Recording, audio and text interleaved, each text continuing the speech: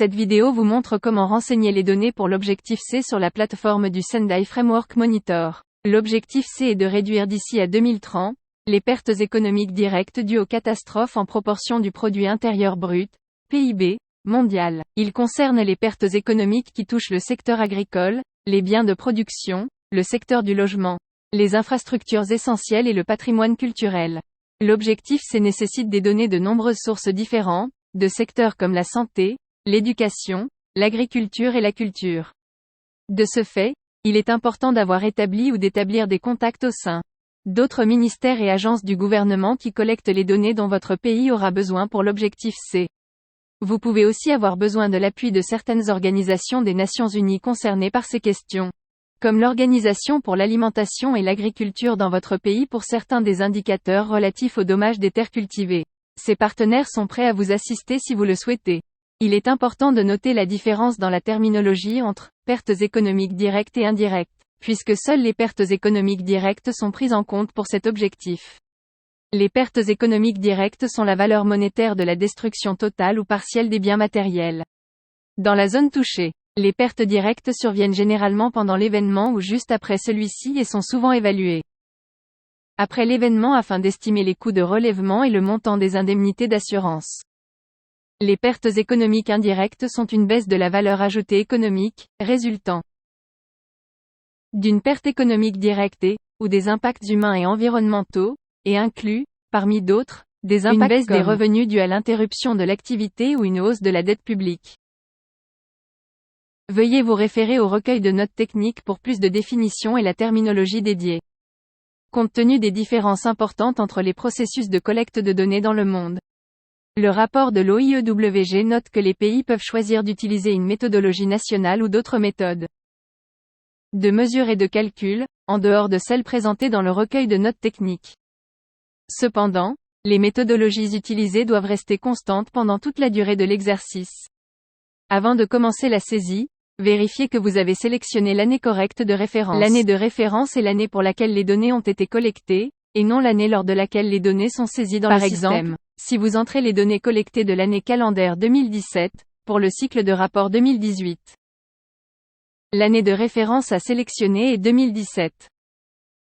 Il est important de vérifier que l'année de référence est correcte à chaque fois que vous vous connectez à la plateforme, car l'année sélectionnée peut ne pas se réinitialiser. Le système utilise les valeurs entrées dans les métadonnées pour le taux de change et le produit intérieur brut dans les calculs de l'objectif C. Vérifiez que ces valeurs ont été saisies dans les métadonnées et qu'elles sont correctes. Ces valeurs devraient provenir du ministère national des Finances de votre pays ou d'un autre organisme gouvernemental qui dispose de ces informations, comme la Banque centrale de votre pays, ou d'autres institutions économiques ou financières. L'indicateur C1 est composé des indicateurs C2 à C6, ce qui veut dire qu'il n'est pas nécessaire de saisir des données pour C1. Si vous saisissez des données pour C2, C3, C4, C5 et C6, le système calculera automatiquement la valeur pour l'indicateur C1. Si vous souhaitez savoir comment le système calcule cette valeur, vous pouvez trouver la formule dans la note technique pour l'objectif C. La valeur calculée pour l'indicateur C1 sera utilisée pour les indicateurs connexes des objectifs de développement durable, comme le signale l'icône SDG ici. Veuillez noter qu'en raison de la complexité du calcul de l'objectif C, le système n'affichera pas la valeur calculée finale en temps réel. L'indicateur C-2 mesure l'impact des catastrophes sur la production et les biens agricoles pour l'année de référence. C'est la somme de 7 sous-indicateurs, dont C2A. Pertes aquacoles directes. C2C. Pertes directes de récolte. C2FI. Pertes directes de la pêche. C2FO. Pertes directes liées aux forêts. C2L. Pertes directes de bétail. C2LA. Perte de biens agricoles, et C2 livres, perte de stocks agricoles. La méthodologie pour estimer les pertes économiques du secteur agricole pour l'indicateur C2 a été développée par l'Organisation pour l'alimentation et l'agriculture et l'UNDRR.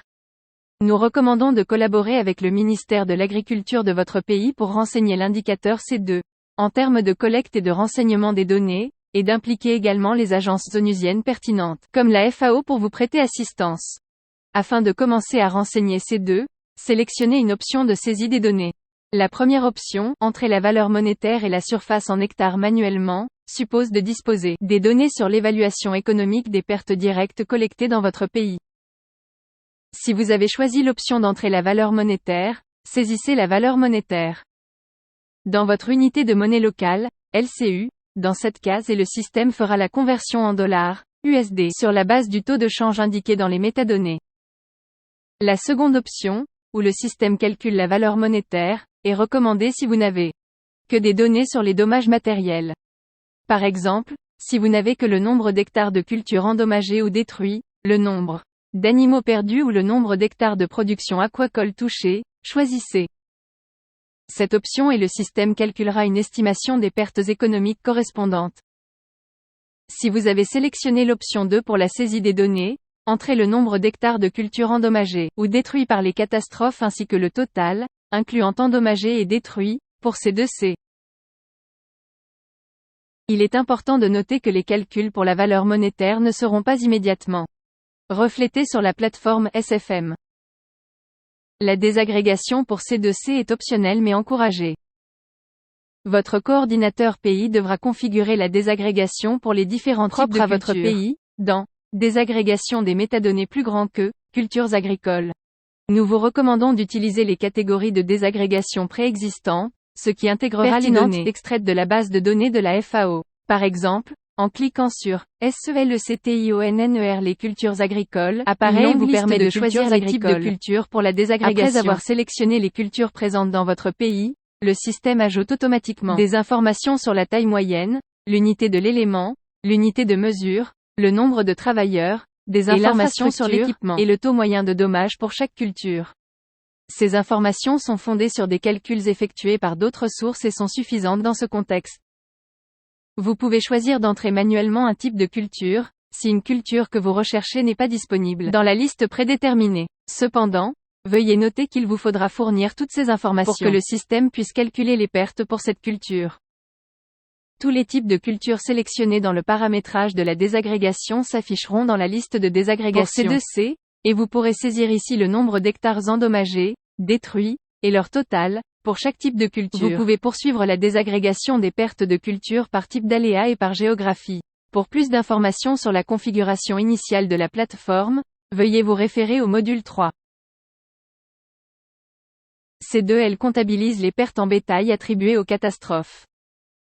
Si vous avez sélectionné l'option de calcul par le système de la valeur monétaire, entrez simplement le nombre d'animaux touchés, perdus, et leur total, dans ces cases. Dans ce contexte, perdu, fait référence au bétail tué par les catastrophes.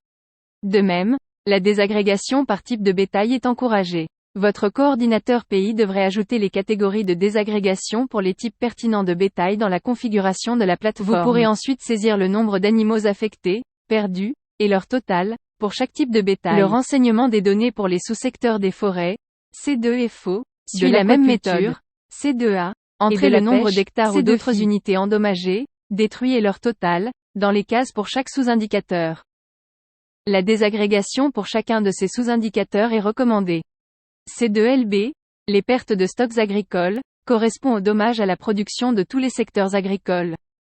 C'est-à-dire les cultures, le bétail, les forêts, l'aquaculture et la pêche. Les stocks incluent les intrants stockés comme les graines, les engrais, la nourriture animale et le fourrage, ainsi la production stockée comme les cultures, les produits d'élevage, les poissons et rondins. C2LA, les pertes en biens agricoles, correspond aux pertes de biens endommagés ou détruits comme les machines et les installations dans tous les secteurs agricoles. Votre coordinateur pays devrait également configurer des catégories de désagrégation pour ces sous-indicateurs.